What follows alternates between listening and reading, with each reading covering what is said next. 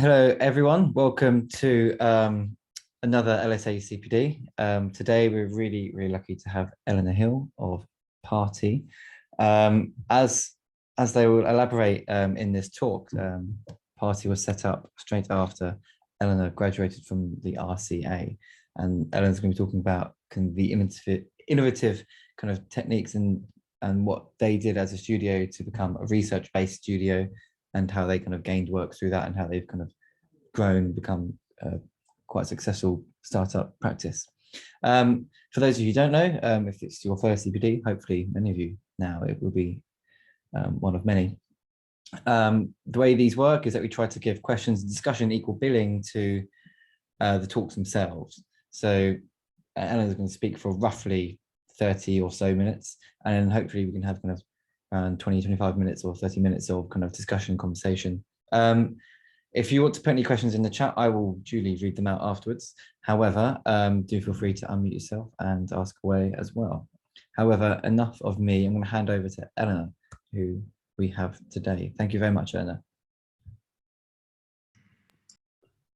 Hello, everybody. Let me just share my screen.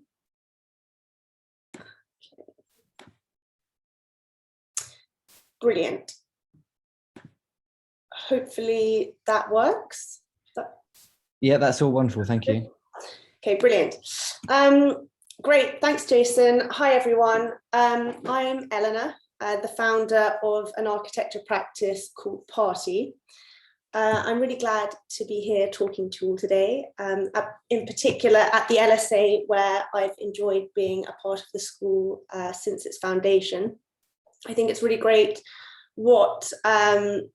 to have this platform where research can be shared between practices as well as at university. And I think that's really valuable and important, in particular, if we want to solve some of the big problems that we have in the world and the profession today.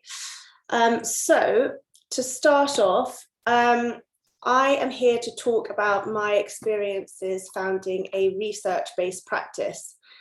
I guess the first thing to say is why I wanted to integrate research into practice. The priority of the practice isn't research, it's actually just good design. I really believe in good design to improve people's lives, to bring joy to cities and communities, to innovate, promote sustainability, and importantly, create beautiful atmospheric spaces for people to enjoy. I believe in an experimental and research-based approach to this in order to develop good design for a number of reasons. I guess the first is to root things in a historical and environmental context and to learn from others. So this slide shows a drawing analysing areas of outstanding natural beauty in the UK, as well as a photograph of an object that explores how new processes and technologies can change the way we express things, in this case, ornament. The second is to develop new languages for expressing architecture and design.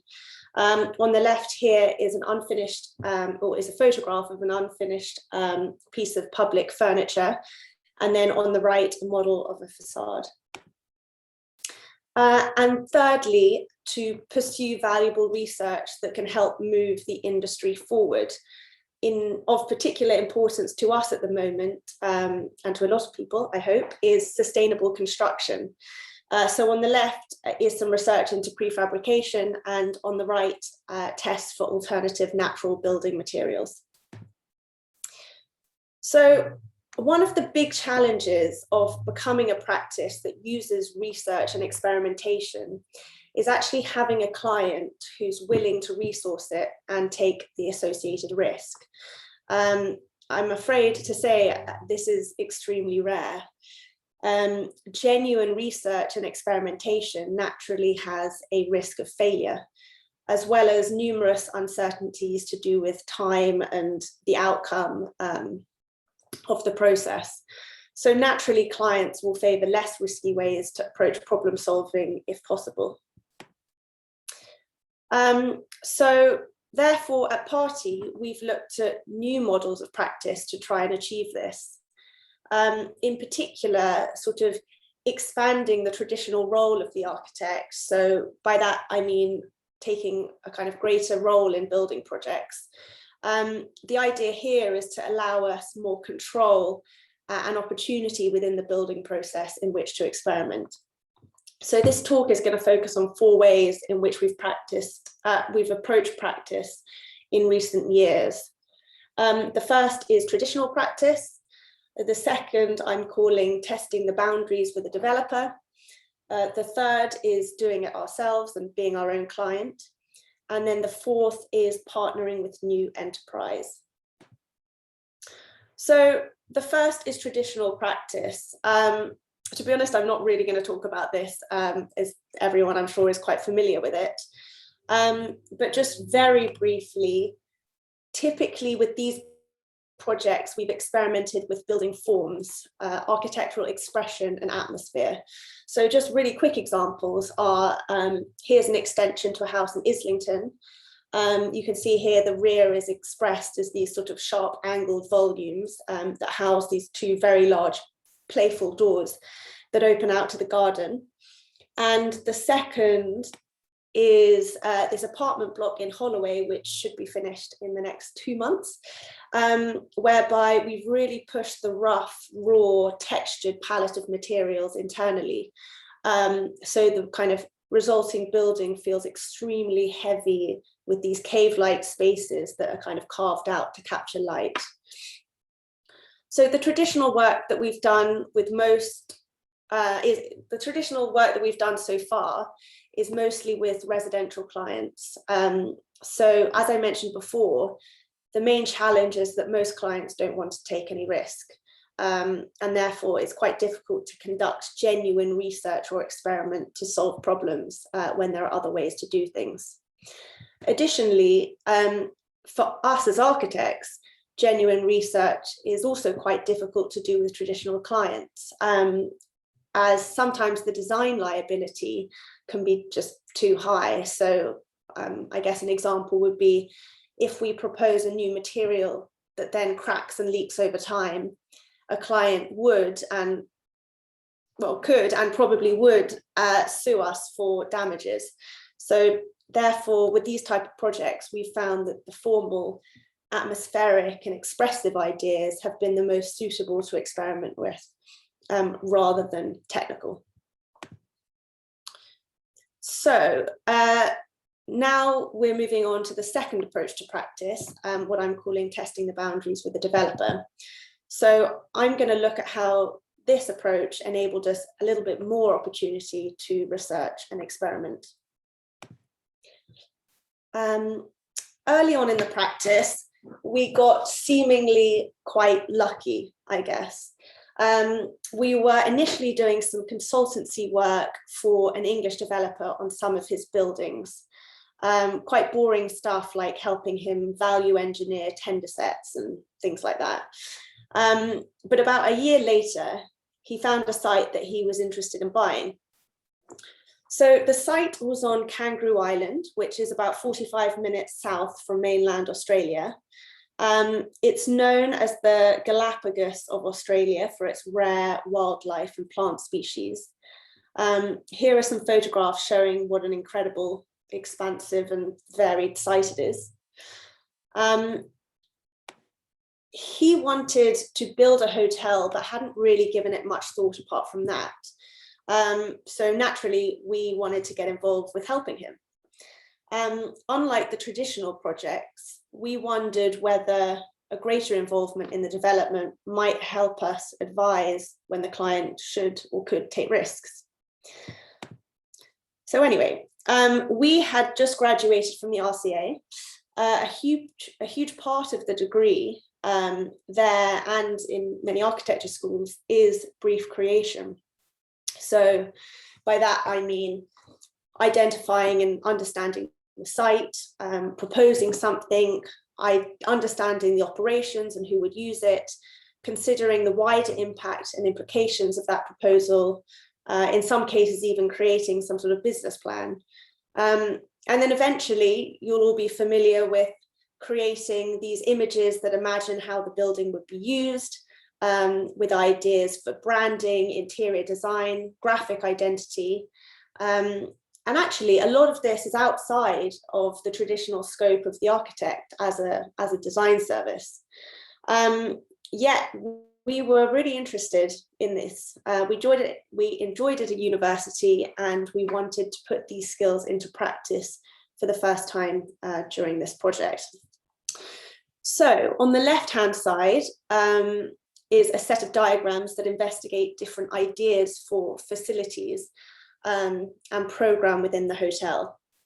So in short, you probably can't see much, but in short, each diagram is a chart that scores each sort of programmatic idea based on, I think it was cost, unique pulling power, year-round interest, environmental sustainability, how impact it would be on the surrounding natural environment, and how it would work with or protect local produce and agriculture. So essentially, the greater the average score, the larger area within the shape.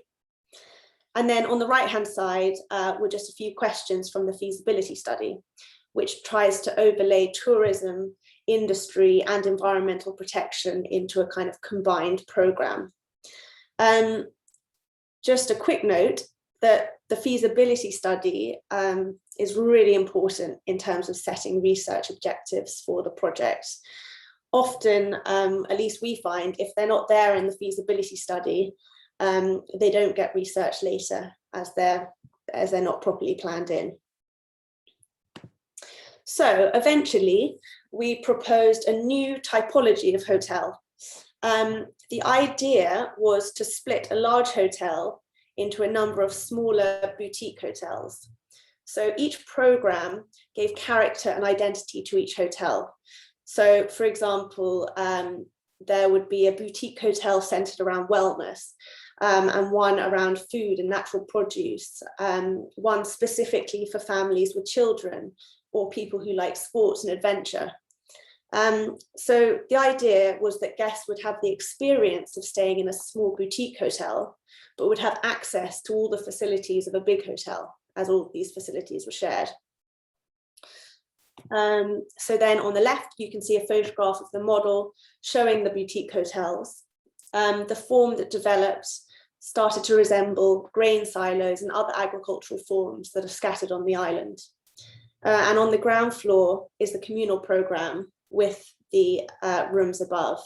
So this language of towers allowed the footprint to be minimized on the landscape, which in turn preserved as much green space as possible, as well as maximizing the views from the bedrooms. And then on the right, you can see the buildings located across the site, all of which is connected up with this continuous buggy loop, and cars are kind of left at the entrance. And this is an image of one of the bedrooms. So each bedroom took up about half the plan, which minimized corridor space and then allowed 180 views across the beautiful site. So fast forwarding, we moved to Australia to work through the planning process. We had to do multiple design reviews with a board of government architects and work closely with the Department of Planning, Transport and Infrastructure. The island is obviously heavily protected for its environmental importance, so it was a lot of work to ensure our proposal was sensitive to this as well. And then finally, a number of public consultations were required to get the islanders on board. And in the end, the hard work paid off and we got full planning permission first time round. And it was quite an ambitious permission, which seemed a little unlikely at the start. So as a result, this brought us a lot of trust with the client, and therefore he ended up formally appointing us for stage 3 and 4. So we had already had a huge involvement in the project. Not only had we developed the hotel idea that I've spoken about above, but we were also working with the developer to help him get investment into the project and meeting with various hotel operators to find a partner and negotiate their terms. So it kind of made sense that ahead of the formal appointment, we did wonder if we could also benefit from some of the success of the project. Architects don't typically benefit from the financial success of their buildings. Rather, they kind of enable developers to make lots of money without benefiting themselves. So one question that we had at this time was, could we as architects take some of the developers' risk and also benefit in the long run financially? So in the end, we reduced our fees for a little bit of equity in the project. I'll talk more about that later, but what it did result in was an additional benefit that we perhaps hadn't foreseen initially. And that was, it felt like the client trusted us more because he saw that our interests were somewhat aligned. And I think as a result, that benefited the architectural result of the project as well. So in terms of research and experimentation, the constraints of the project were such that there was no infrastructure for building on the island.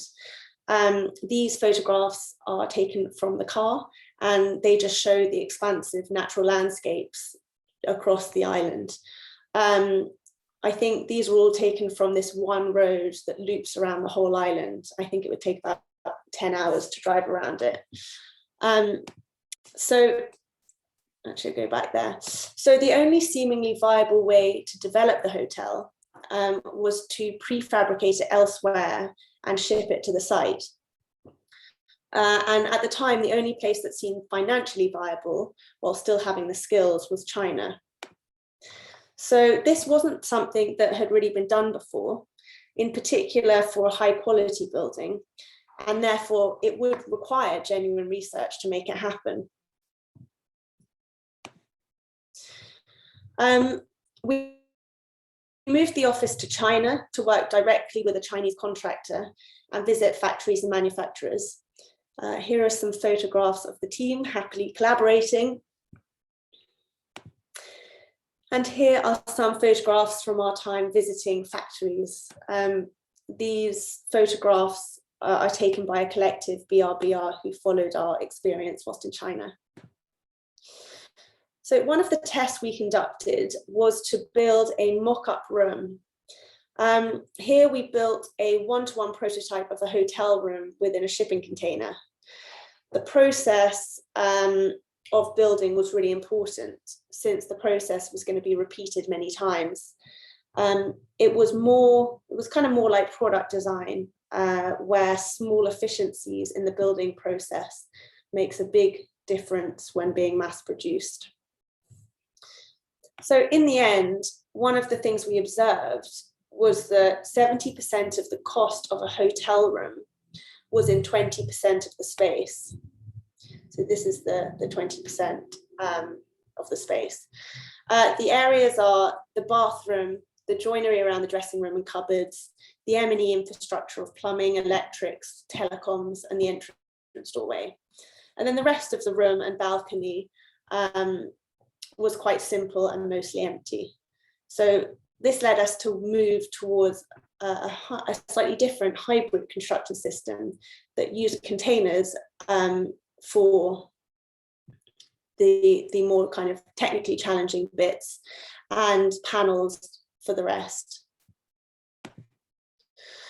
So the research on pods and panels came at a time when the developer was also looking at another hotel in California, nearby Palm Springs.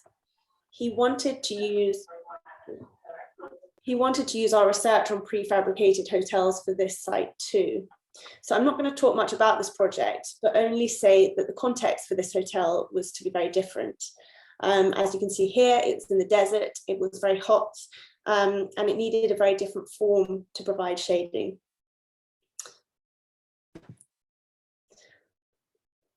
So therefore, this construction system needed to allow flexibility so that each hotel could respond to its site, climate, and cultural context. So the kind of pods and panel system prefabricates, as I mentioned before, all the complex part of the hotel room in containers, with the rest of the hotel room, the balcony and the room in panels which could be assembled on site. So this allows the hotel room to adapt much more to the context and just provides general flexibility within that system. So to finish on this project, it allowed us to conduct some amazing research and to experiment with forms, materials, processes. But unfortunately, it's unlikely that this hotel is ever actually going to be built. Sadly, our client has a terminal illness, so we haven't actually worked on this project for a long time. And as a result, the risk that we and the client took on the project probably won't pay off. And when you think about all of the unrealized projects by architects, it does give a bit of perspective on the many unexpected things that can happen to a project. So risk is not always a good thing. Okay. Oops, sorry. So on to the third part, which is Caesarfell Quarry, where we were acting as our own client. So we just gained some experience of initiating a project from working closely with our client on Kangaroo Island. And this led us to think, could we have some control over the projects we were doing? It felt like others were thinking the same thing around the same time.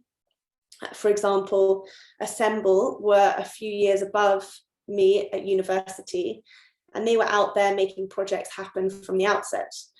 They were creating projects from scratch, which was exciting in itself, but additionally, they were also providing work for themselves as architects. So could we do something similar? And then secondly, we'd unsuccessfully taken some of the risk by investing into the Kangaroo Island project, which came to a halt for reasons outside our control, which led us to think perhaps we needed more control over projects if we were going to be taking those risks. We found an amazing plot of land in an old limestone quarry in the Lake District National Park, which you can see here. The programme emerged as 15 houses and a large communal space for yoga classes, events, exhibitions, all set around an internal courtyard. We designed predominantly lightweight buildings that were primarily glazed to allow and encourage light deep into the base of the quarry, and then designed a garden wall made from the stone from the site, which runs around all the buildings, providing privacy to the individual houses, as well as defining the central courtyard. And then at the front of the quarry sits these two barn buildings, one of which you can see here is the communal building. So these barn buildings were initially a condition of planning so that the project looks conspicuous from outside the site. But now I really like them.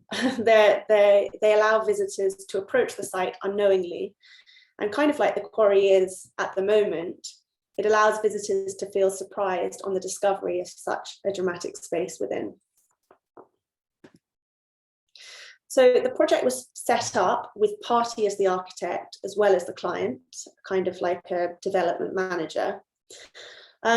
Interestingly, the architecture profession used to actually ban you from the RIBA if you developed your own projects. It was their thinking that it compromised the architect too much. An example of this is the Span housing project, for those that know that. And I have to say, whilst I agree that rule isn't in place anymore, I did certainly realise the challenges of having two sets of priorities, those of the client and those of the architect. And I think in a way it did become a little bit clouded, and therefore perhaps you do become slightly compromised as an architect. But additionally, as a client, you're perhaps more trusting and probably more ambitious and willing to take risks with the design. So in the end, I think it more or less balanced out. And then in terms of research, being in control of the project enabled us to judge what we wanted to take risks on. And one of the things we wanted to ensure was the carbon footprint. In particular, we were sitting on a quarry, so how could we utilise that for the benefit of the project and the environment? We set ourselves the challenge of designing a no concrete building. It was quite easy to substitute the structure and the finishes, but the foundations were a little more complicated to change. So we developed a system of lightweight buildings that sit on these stone pad stones. Each building sits on 9 pad stones, and each pad stone is about the size of a washing machine. These pad stones then get kind of chiseled into the bedrock to ensure that the building doesn't move sideways. And then a kind of steel fixing goes through the whole piece of stone to allow them to work in tension. So one of the things that struck us as a practice wanting to find innovative, sustainable solutions for this project was how we actually find out the information and how we compare options. So we did a huge amount of research and as a result wanted it to contribute to something or to a wider database of knowledge that could be easily tapped into. So this led us to generate some additional research with the aim to create a kind of what we're calling a sustainability scorecard. So the scorecards would help architects and clients make balanced decisions on a set of criteria. So the criteria that we're using is embodied carbon, life cycle and in-use carbon emissions, cost implications, design flexibility, and maintenance and longevity. So all this requires data being collected from a number of different products and materials. And importantly, the information needs to be automatically generated into diagrams. And the idea here is to help real-time decisions for architects and clients. But all of this is kind of still in progress. We're currently cataloguing the data for its use, for us to use, sorry, and potentially as a resource for other architects too. So this is the final part. I'm aware of time, so I will be quick. This is a new collaboration that we're doing with a startup called ARC. ARC is a new project that creates large holiday homes, approximately 30 people, all set in the UK to help promote local travel. I guess it's kind of a UK version of the villa holiday or chalet holiday. Unlike other rental properties, it also has quite a clever system where it taps into local local businesses to create an easy way to drag and drop experiences into your week. So it's the collaboration between ARC, us, Parti, who are doing the architecture and interiors, the Artist Contemporary, are a group who are curating and creating these changing public art exhibitions within the houses, and Regular Practice, who are doing the branding, identity and digital experience.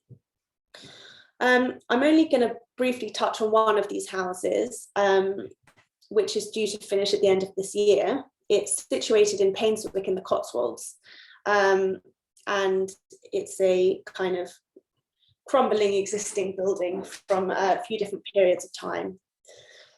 So the ground floor plan on the left shows these enfilading communal spaces set around 2 courtyards.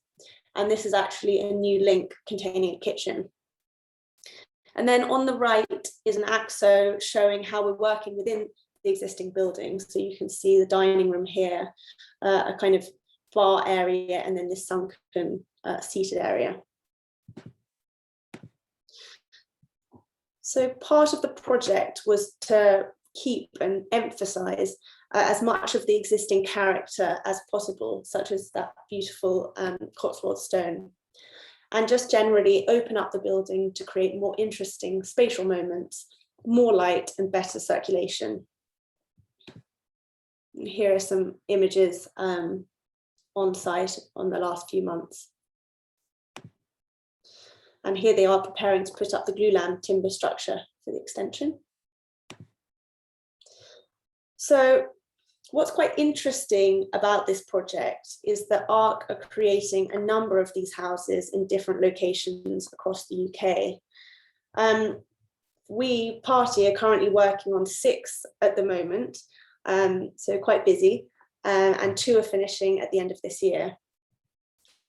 I guess the main thing is that by doing so many projects with the same quite specific brief, each project has been a kind of experiment in how to do it, which can be developed each time we start another one. And then within that, there are probably about 3 main points of research and experimentation that we're doing. The first thing is just experimenting with materials and processes to form new modes of expression, atmospheres, and aesthetics.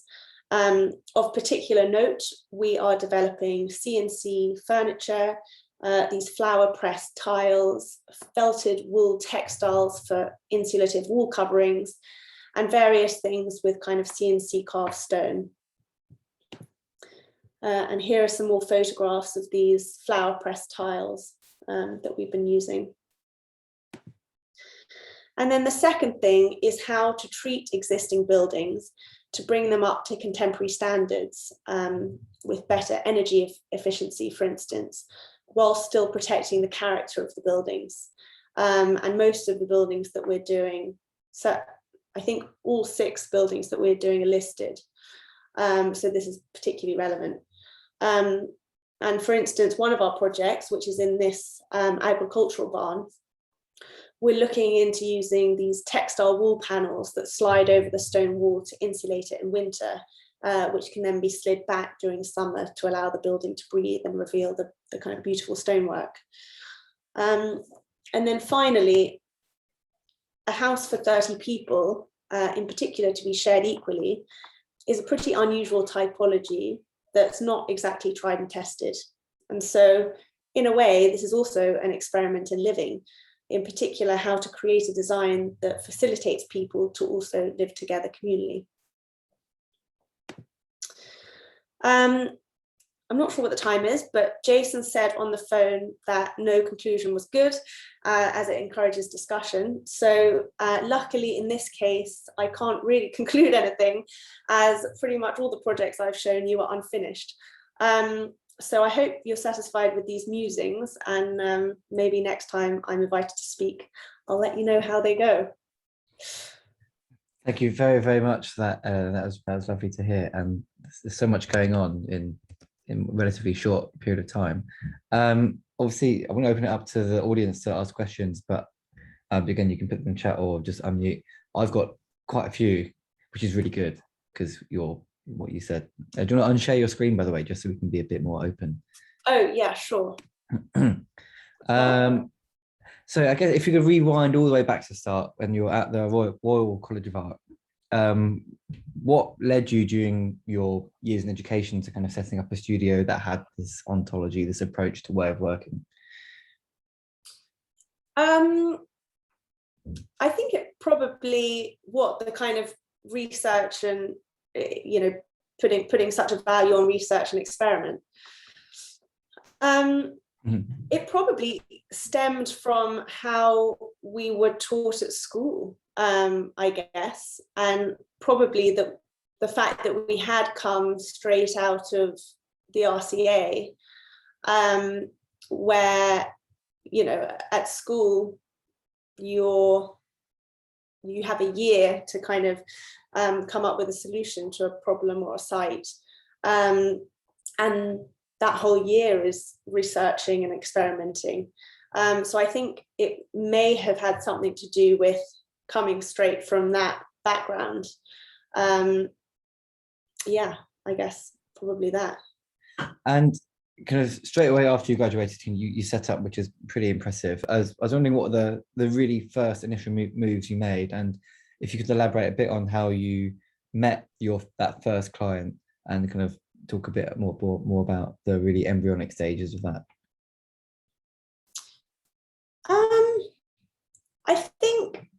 I think yeah, I'm trying to think back to what it was like about 6 years ago.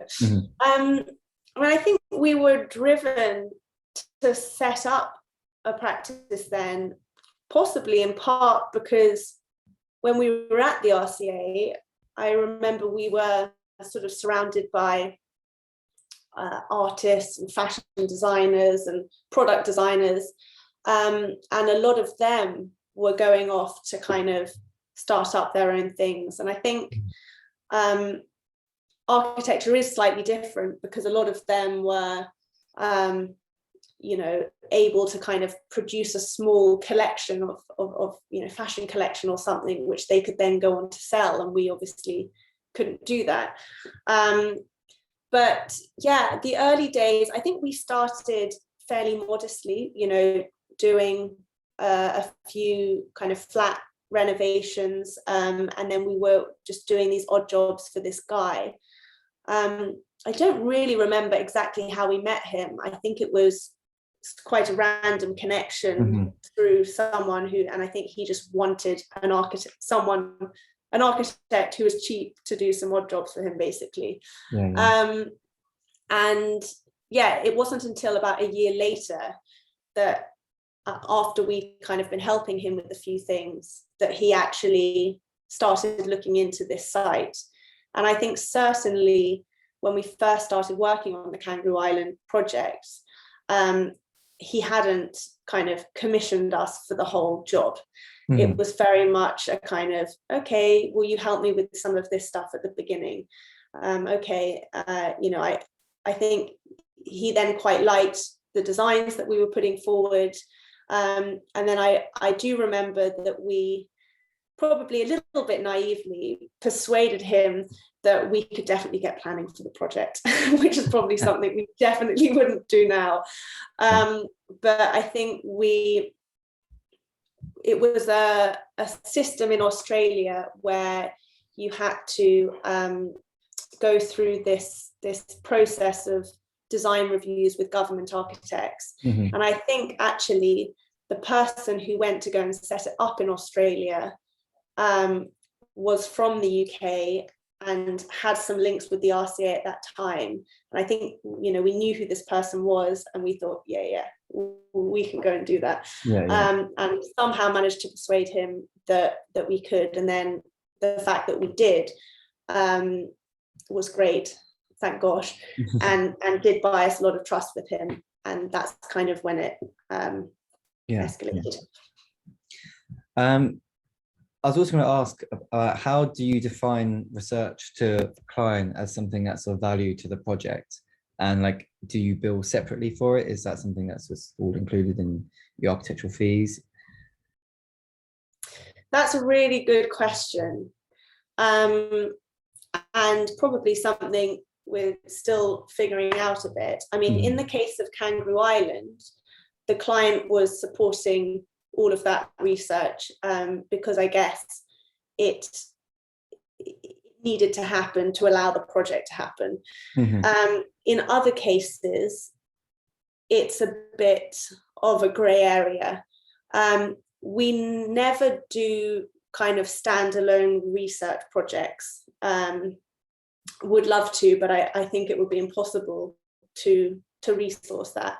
So all the research that we've done, we've always linked it to a project, and then it's kind of a mixture. Some of that resource, some of that research can kind of come under the project process, and then some of it's something that we maybe resource separately, with the idea that we can use it for other things, or there might be another outcome, such as roll out a product line or something else.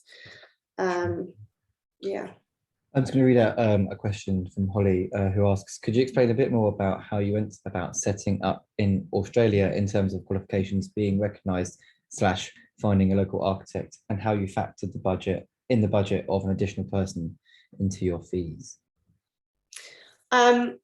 Sure. So quick question on that. When you say factored an additional person, what do you mean? I think that might mean a local architect for being the architect of record, rather. I see. Yeah. So in the case of the Kangaroo Island project, there wasn't going to be a local architect because everything was going to be prefabricated in China, and then that construction company in China was going to manage the on-site build. But what's different, a little bit different about Australia, is they have a much more rigorous process for kind of the equivalent of building control we have here, but making sure that everything meets regulation. So we worked a lot with this consultant in Australia who was doing that, and kind of going through all the plans and recommending products, and doing a lot of the stuff that a local architect might do. So yeah, it was a separate, so there wasn't going to be another architecture firm involved, but there was this additional consultant who I think you would have to have anyway building in Australia, but they probably just had a lot more to do in this project. And it wasn't fully resolved. So by the point in which the project started going quite quiet was during the technical design stage. And we were still, I mean, a lot of it had been resolved and I think it had been going really well. But there were still some unanswered questions. I mean, not going to go dwell too much on them, but certain things to do with fumigating timber from China, bringing that into Australia. So yeah, there were still kind of questions that were unanswered. But yes, that's the kind of consultant who we were working with. I can't remember what exactly they're called in Australia. Sure, thank you. Got another question from Dougie, who asks, which says, "Thank you for a very interesting talk. Do you have a do you have a driving ideology that you approach every project with, or are there particular design and research values developed and defined with every project?" I think there are different ones for every project, to be honest. I think we tend to set the research agendas based on what's achievable in the project and what the actual constraints of the project are, and the problems that need to be solved in that project. I think there's a running theme that a lot of them are linked to sustainability issues. I think there's also a bit of a running theme that a lot of them are linked to different processes to do with making and new materials. But I think, yeah, they're not necessarily set in stone. Possibly as time goes on, we'll become clearer about having something more kind of continuous. But for now, and in particular, assigning them to specific projects that we're working on, they do have to respond to the constraints of each project. Sure.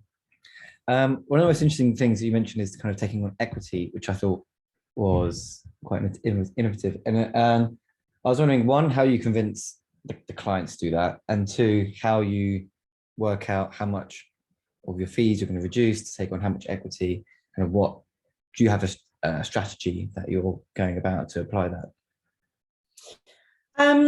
I don't have a strategy. We've only ever done it once, which was in that project. How I can't actually remember what the kind of deal was, and exactly how it was set up. But I guess it's to do with how much we were prepared, how much we could, or like the minimum amount that we needed at the time to kind of survive. I do think it's not an easy thing to do. I think practices either have to have a very good cash flow to be able to do that, which is challenging, or for instance, us at that time, we had just graduated from university, so we're living, like students with very little responsibility, no kids, no kind of mortgage. So I think it was that's how we were able to do it. Yeah. Now it might be a bit more challenging, so I don't know exactly what the answer is. And in taking on that equity, did that affect your kind of professional indemnity insurance at all, or anything like that? I don't think so. I don't think so. No. That's good. It's good to know. Yeah, I have to check that, but I'm pretty sure no. I can see we've got someone who's put their hand up, Kiara Montgomery. And Kiara, if you can hear me, there we go. I've asked you to unmute. You can speak if you'd like. Don't know if it's working. Or maybe Kiara's dashed off in the meantime since she raised her hand. Anyway, I will continue on. With regards to kind of projects that you now kind of are still seeking out, do you seem to be really interested in only being involved in projects where you can have an active role from really early on, or indeed the start? Is that something like, do you actively seek out projects where you can only be involved from the start now, like finding a site, etc., etc.? No. We are still doing a lot of projects that are much more traditional in how they're set up. I think in an ideal world, we take on projects where we have some element of scope to kind of, as I say, experiment or propose something interesting design-wise, but no, absolutely not necessarily. We like being involved in that early stage stuff, and as I've shown a bit in these projects, it does allow us a bit more opportunity to do things we're interested in. But we're still doing other types of projects, and I think still interested in seeing how we might be able to kind of push things or experiment with things in other project setups, Sure. Or even in traditional setups. Kiara is now apparently unmuted, so Kiara, you can ask away. Hello, can you hear me? Yes, I can. Hi. Thank you for your lovely chat, Eleanor. It's really interesting, and I totally appreciate your constant desire to push boundaries.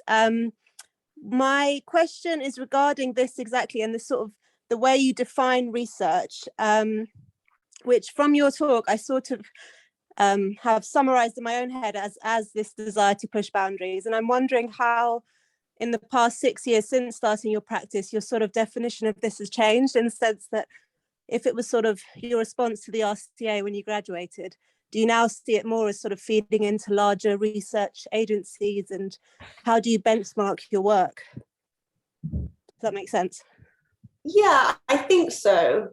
I think, I think especially when we were first starting with the Kangaroo Island project, we were lucky to get that opportunity, and then a lot of the research that we were doing was quite technically innovative, could contribute to furthering kind of our knowledge of processes and kind of technical knowledge. I think when that project went on hold and we started to do more sort of UK-based projects, some kind of residential projects, some of those traditional projects that I showed you, I think I also kind of realized that research and experiment doesn't necessarily have to be, you know, technical, and furthering the kind of profession. It can also be, well, yeah, technical. It can also be to do with, I don't know, how it can be to do with aesthetics or atmospheres or forms, and, you know, materials, and how we use them, or how we process them. So I don't actually think that it has to be about big things that always have to contribute to something wider. I think it can also be in smaller things where there's a bit less kind of risk that needs to be taken in terms of, you know, design liability or other things, but still has a lot of value, and yeah, gives a lot of value to the end building. Does that make sense? Yeah, no, it does. I mean, I'm also an architect, so I think my interest is also in research. That's why I'm pushing this point. Like, for example, I have a friend that's just completed a PhD at Oxford in sustainability. She's not an architect, and her benchmarking of research is sometimes very, very technical compared to my benchmarking of research. So I'm just wondering whether you sort of have come up against similar things where you say, can we package this idea into something that we can use in a different discipline? That was, I don't know if that, yeah, that's a really interesting, I think that's a really interesting point. I think it's probably something that I maybe haven't thought enough about, and especially now, having put together all these slides, and kind of formulated this talk, that would be an interesting thing for me to think about,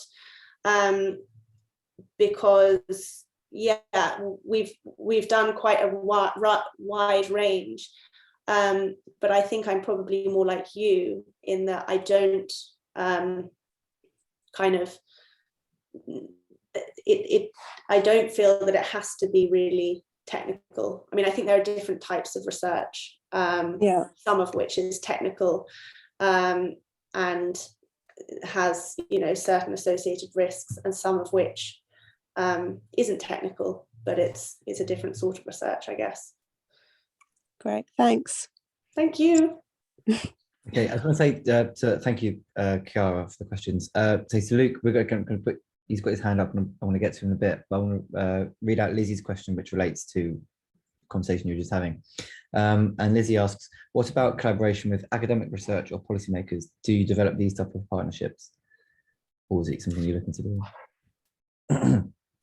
That's a really good question. I mean, definitely would love to.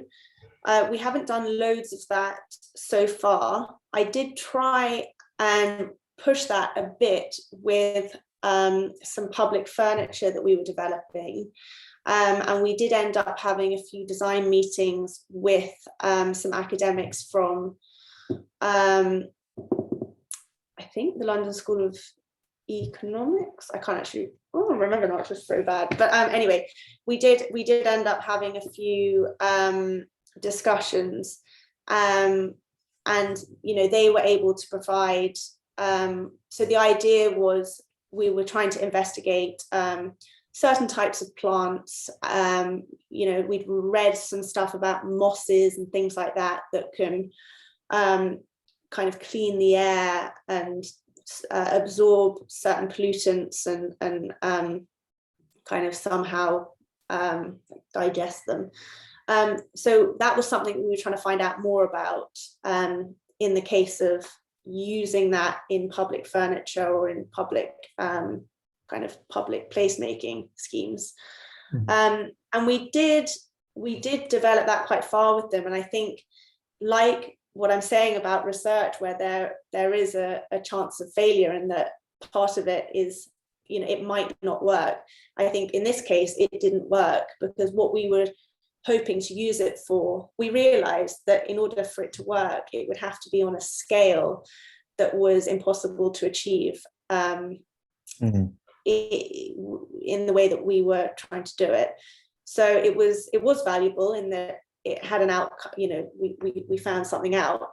But we have yet to kind of take that and go in a different direction, I think, just because, you know, the resourcing was difficult to do when the project finished. But yeah, I think it is really valuable to collaborate and get the kind of expertise that you don't have from people in different fields. So I think that's a really good idea. Yeah. Thank you. I can see Luke has gone, so I'm going to read a question from Alexandra. It might be a fitting one to end on. So Alexandra asks, when you self-initiate projects and create your own brief, how do you deal with not having a specific client, but rather finding a client and finding stakeholders who would build it or support the research further? How do you deal with this reversed process when compared to a typical architecture mode of practice? I'm really sorry. I think the line went a bit bubbly at the beginning. Can you say that again, the beginning bit?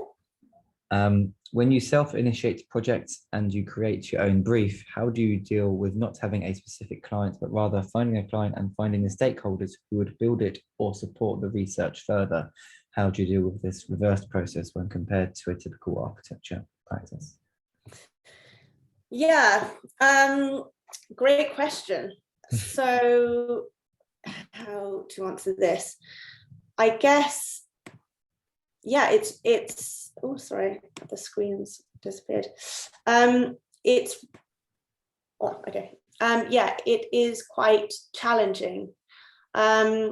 So in the case of the Quarry project, how did we approach it? So the first thing was we ended up doing something called an option. So obviously we didn't have loads of money to buy the site, so we bought something called an option for, I think it was about £5,000, where we agreed with the seller that we would buy the plot of land for an agreed price if we could get, on the condition that we could get planning permission. And I think it was about a year or so that we'd negotiated with them. So during this time, it enabled us to develop up a scheme, get planning permission, which dramatically reduces the risk. And also, importantly, that allowed us to go and get all the financing that we needed from banks and things. Mm-hmm. And I guess one of the things that really struck me about that whole process was that made it quite challenging to try and do things that were different or more unusual, was that the financing was always based on a proposal that the banks could sort of be assured were tried and tested, if you know what I mean. So banks were essentially looking at other schemes in the area, and you know, if ours was like theirs, they knew kind of how much it would be worth or whatever. So that made things, and I hadn't really thought about that before, and that made things quite challenging in terms of really valuing unique design, which wasn't really seen by the banks, or doing something with the brief and the program that was quite different. So that was a challenge. I think another challenge with, I guess this is a bit less relevant to sort of doing to kind of maybe your question, but the other thing that was really challenging being our own client was to do with process.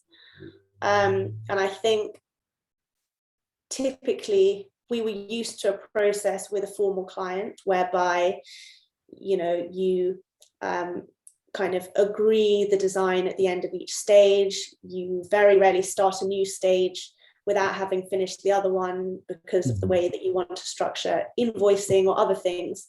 And that did become a bit foggy.